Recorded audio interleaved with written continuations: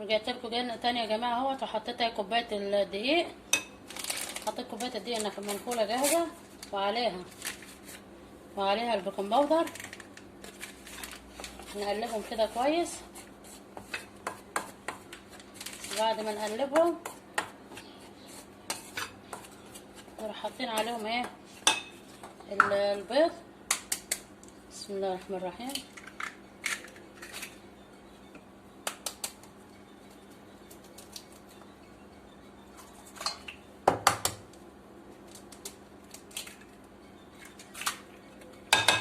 كده حطيت عليهم البيض اهو. هقلبه بس شويه كده، وبعدين نروح ايه نحطه على الدقيق. ماشي. نعمل بقى بالمضرب. بسم الله الرحمن الرحيم.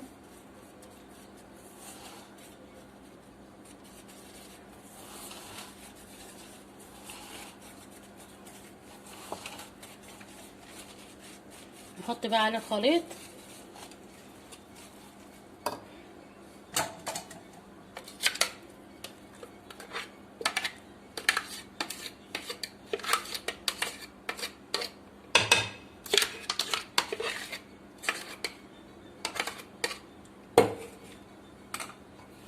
نقلبه بقى جيدا كده، وبعد ما اقلبه هحطه في الصينيه، وبعد ما احطه في الصينيه في الفرن هرجع لكم تاني.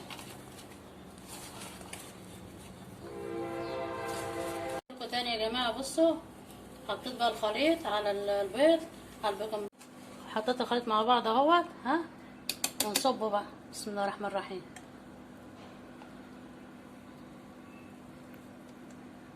نصبه ونحطه في الفرن. هي على درجة حرارة بتاع البوتاجاز 180 درجة لمدة 25 دقيقة. بصوا الصينية طبعا انا دهناها زيت وحط لها شوية ورشها بشوية دقيق.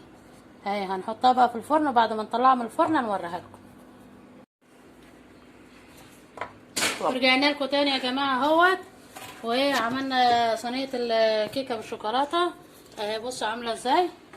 بصوا بسم الله ما شاء الله. تحط فيها السكينة كده عشان تعرف انها استوت ولا ما استوتش. حط فيها السكينة كده اهي، طالعة نضيفة اهي، مفيهاش اي حاجة، يبقى هي كده استوت. ماشي. نيجي بقى نقطعها بقى. بسم الله الرحمن الرحيم.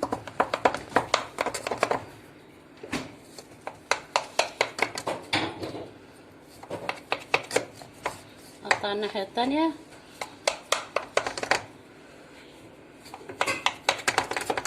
ماشي كده احنا قطعناها. نجيب بقى الشوكولاتة اللي احنا شايلينها في التلاجة.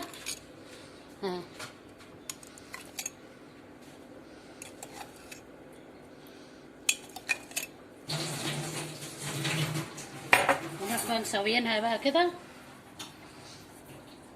نسويها كده عشان تبقى كيكة بالشوكولاتة، تبقى طعمها خطير، وهي ان شاء الله تطلع طعمها خطير وروعة. تبقى كيكة بالشوكولاتة. ويا ريت تجربوها وتشوفوها كده وتقولوا لنا ايه رايكم، وتكتبوا لنا في التعليقات كده رايكم عليها. وبتعجب الاطفال وبتعجب الكبار وما شاء الله جميله يعني. نيجي بقى نطلع بقى الحته اللي احنا قطعناها. بسم الله الرحمن الرحيم.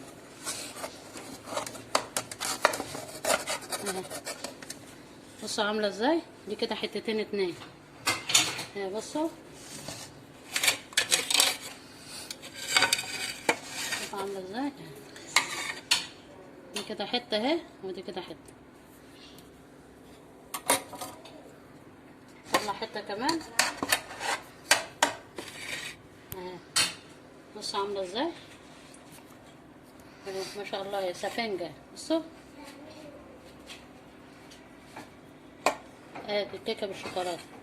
يا رب تعجبكم. جربوها بس كده وقولوا لي ايه رايكم في التعليقات. وان شاء الله تعجب اطفالكم وتعجب الكبار والصغيرين. ودي مع كوبايه شاي باللبن في الفطار في العشاء بتبقى خطيره. وما تنسوش بقى لايك وشير وسبسكرايب. والى اللقاء في فيديو اخر، والسلام عليكم ورحمه الله وبركاته.